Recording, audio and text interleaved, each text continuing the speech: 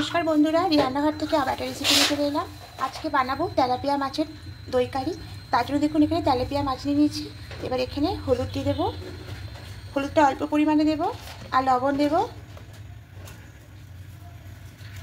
খুব ভালো করে মাখিয়ে নেব।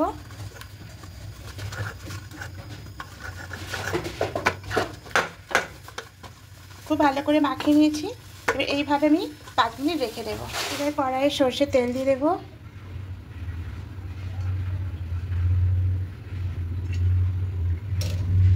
আর এদিকে একটা মশলা করে নেব। মিক্সির মধ্যে নিয়ে নেব টমেটো, পেঁয়াজ কুচি নেব, আর এখানে আদা আর রসুন দিয়ে নেব। সামান্য একটু জল দেব, দিয়ে একটা পেস্ট করে নেব। হয়ে গেছে। এবার এদিকে তেলটাও গরম হয়ে এসেছে, মাছগুলো একে একে দিয়ে দেবো।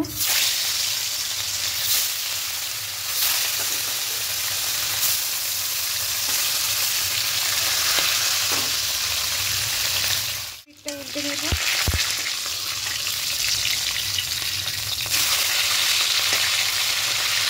পিঠটা উল্টে নেবেই লাল লাল কড়া করে ভেজে নেব। কড়া করে ভাজা হয়ে গেছে তুলে দেবো।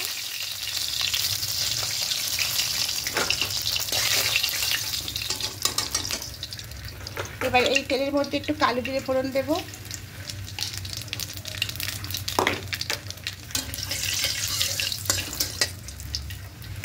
এবার যে মশলা পেস্টটা করেছিলাম এটা দিয়ে দেব।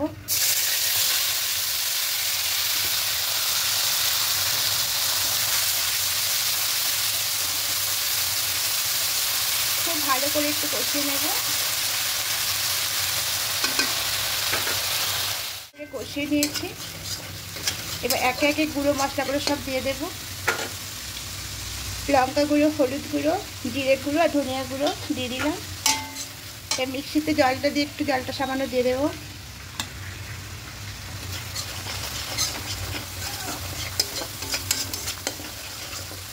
এবার এখানে পরিমাণ মতো লবণটা অ্যাড করব।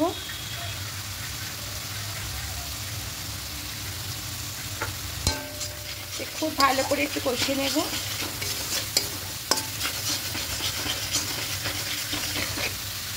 ভালো করে কষিয়ে নিয়েছি। এবার এখানে 2 চামচ ফ্যাটানো টক দইটা দিয়ে দেব আর সামান্য একটু চিনি দেব। এবার খুব ভালো করে সব কিছু কষিয়ে নেব। যতক্ষণ পর্যন্ত মশলা থেকে তেল ছাড়বে না ততক্ষণ একটু খুব ভালো করে কষাতে হবে।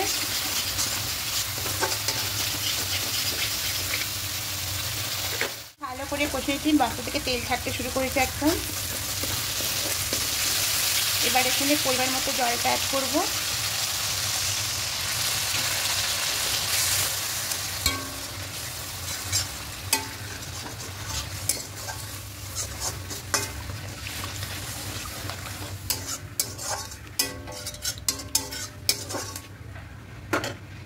সামান্য একটু জল দেব।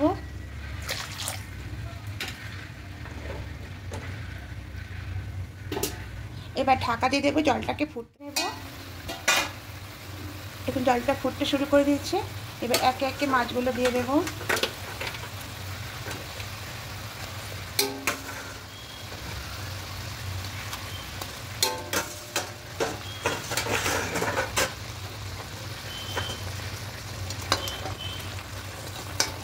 এই মাছটাও পিঠটা উল্টে দেবো।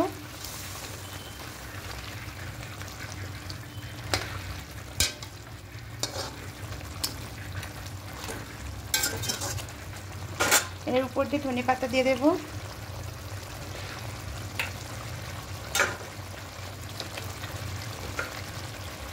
দিয়ে ঢাকা দিয়ে আরো কিছুক্ষণ রেখে দেবো। খুলে নেব।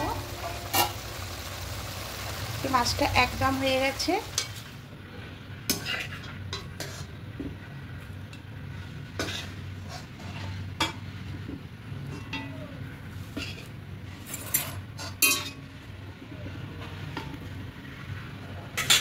এরপর বন্ধুরা দই কারিটা একদম হয়ে গেছে।